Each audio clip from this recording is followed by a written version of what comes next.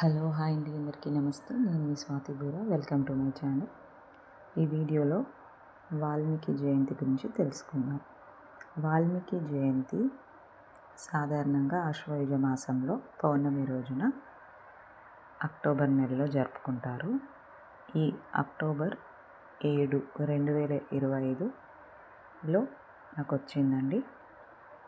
వాల్మీకి జయంతి హిందూ సంప్రదాయంలో ఒక ముఖ్యమైన పండుగ.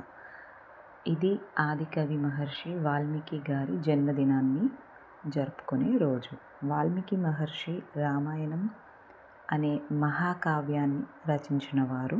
అందుకే ఆయనను ఆదికవిగా కూడా పిలుస్తారు. ఈ పండుగ ప్రాముఖ్యత ఏంటో చూద్దాం.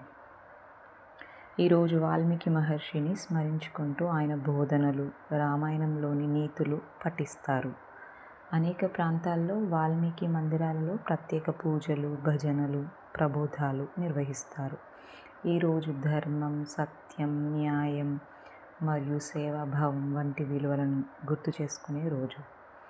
వాల్మీకి మహర్షి గురించి సంక్షిప్తంగా చూద్దాం. వాల్మీకి గారు మొదట రత్నాకరుడు అనే దొంగగా జీవించేవారు. కానీ నారద మహర్షి సలహాతో రామనామాన్ని జపిస్తూ తపస్సు చేసి చివరకు మహర్షిగా మారారు.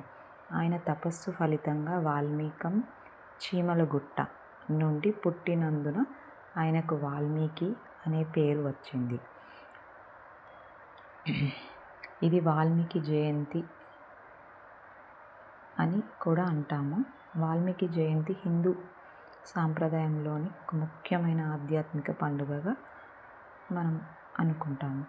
ఈరోజు ఆదికవి మహర్షి వాల్మీకి గారి జన్మదినంగా జరుపుకుంటాము. వాల్మీకి మహర్షి శ్రీ రామాయణం అనే మహాకావ్యాన్ని రచించిన వారు. అందుకే ఆయనను ఆదికవి అని కూడా పిలుస్తారు.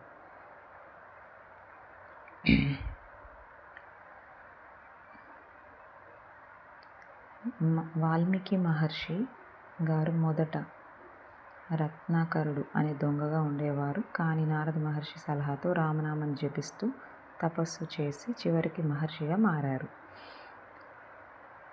ఆయన తపస్సు చేస్తున్నప్పుడు చీమలు ఆయన చుట్టూ గుట్ట కట్టినందున ఆ గుట్టను వాల్మీకం అని పిలిచారు. ఆ కారణంగా ఆయనకు వాల్మీకి అనే పేరు వచ్చింది.